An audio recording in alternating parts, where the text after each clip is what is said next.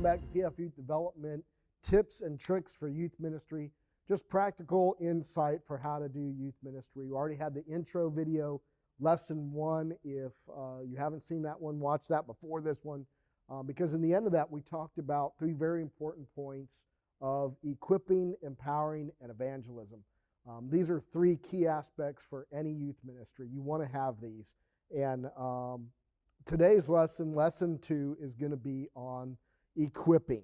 This is making disciples. Jesus didn't say, go out and make attendees. He didn't say, go out and have a big event. He said, go and make disciples. This is the part of youth ministry where making disciples is essential. Because the common goal is not just even salvation. The goal is that you're creating and empowering leaders that will make a difference. If you're not doing that, if we're not working towards that, you will never reproduce yourself. You'll just keep doing the same stuff until you burn out. We don't want you to do that. So we're going to talk about discipleship today. We're going to talk about the equipping today. We want you to be a part of that. And the first part of this is start with what you have. Don't be looking at, well, we want to have this, we want to have that, we want to have that.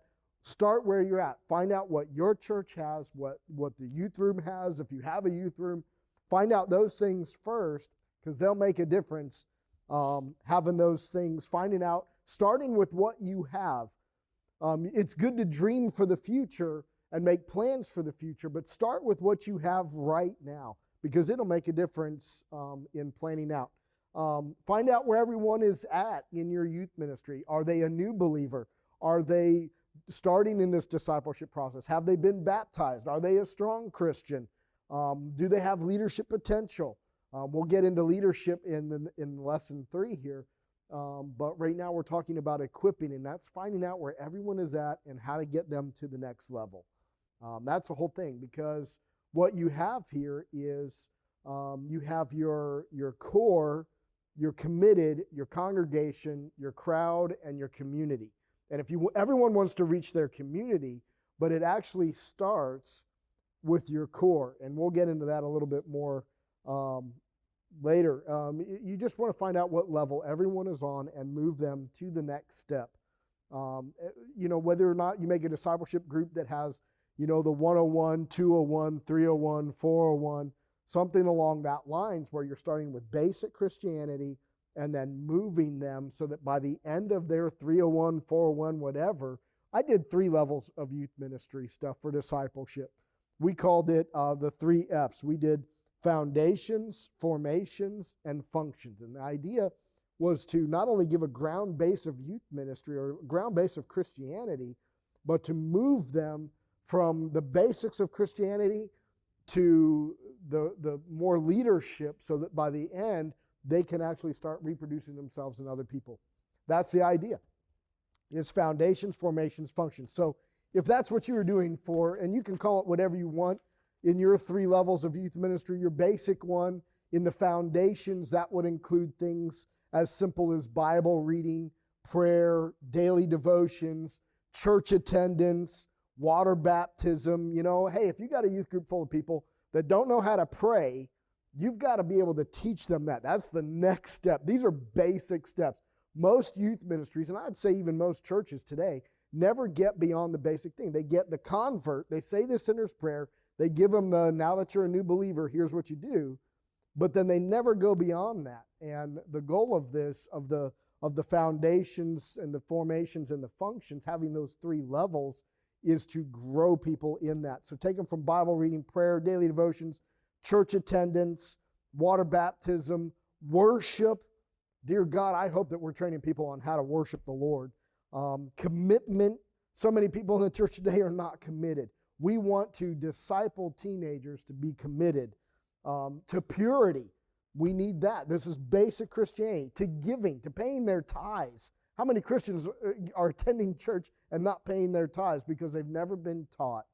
This is part of the discipleship process. Make sure that you're teaching basic Christian principles on that first level. The Holy Spirit, you want to have a session on that.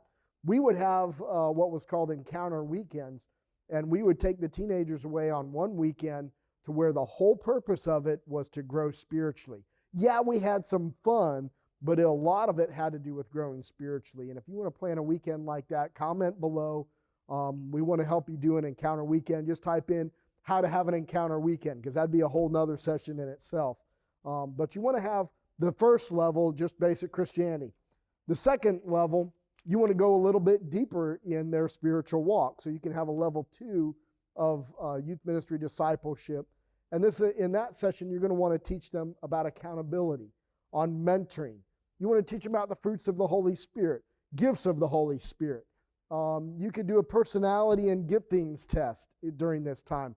Let them discover who they were. Man, I wish to God I had someone that would have given me a personality test when I was younger, because my emotions were all out of whack and I thought I was the only weird one, where if I had learned my personality, I'd have realized we're all weird and we're all in this together. How much important is it for teenagers today to learn the importance of their personality and their giftings and using that? That they would learn about intercession and fasting, spiritual warfare, being able to plan events and different things, about ministry teams. These things are important in the second level. In the third level, we're going to be talking about functions. So we've already gone through the first level, foundations. You have your basic Christianity. Second level, take it a little bit deeper. Your third level, this is where you start preparing them to step into leadership. I call it junior leadership. So if they're a teenager that has gone through these 3 levels, they will already automatically start becoming a junior leader to be used in ministry alongside leaders that are there. We'll get into leaders in the next lesson, but this is function. So we have foundations, formations, and the last one, or the third level, whatever you want to call it, is functions. And this is where you start teaching them about leadership, management, team responsibilities. You can tell, I always made this part of Youth Alive, if you guys have Youth Alive.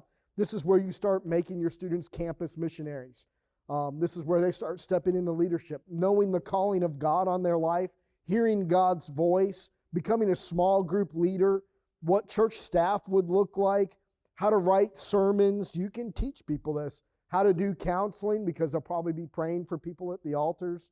Follow up and follow through. These things are basic youth leadership things. Those are the 3 levels that I've always used.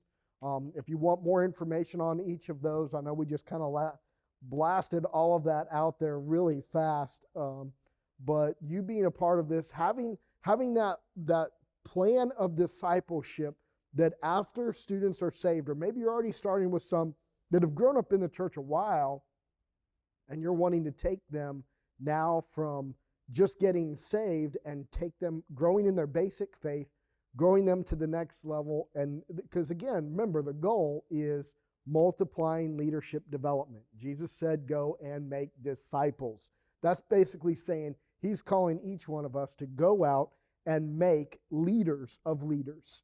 If we're not reproducing leaders, if we're not discipling and growing them in their faith, they'll just keep doing what they're doing. If someone's been in your youth group for 3 years, and at the end of those 3 years, they still don't know how to pray, then somehow we didn't make that development a part of our vision and mission all the way through. And that's what you want. You want discipleship that takes them all through those things. So make a plan for that. Make a plan for discipleship, whether you do it on a Wednesday night, on a Sunday morning, Sunday night, a different time, to where it's a separate discipleship class, separate from your regular youth ministry. Make that a part of what you're doing, but make a plan for it. If you don't plan for it, it's not going to happen. But again, I think the important part is starting with discipleship, then empowering leaders, and then doing evangelism, because it starts with discipleship. Start with what you have, find out what you're doing, and make that plan from there on for discipleship. All right, God bless.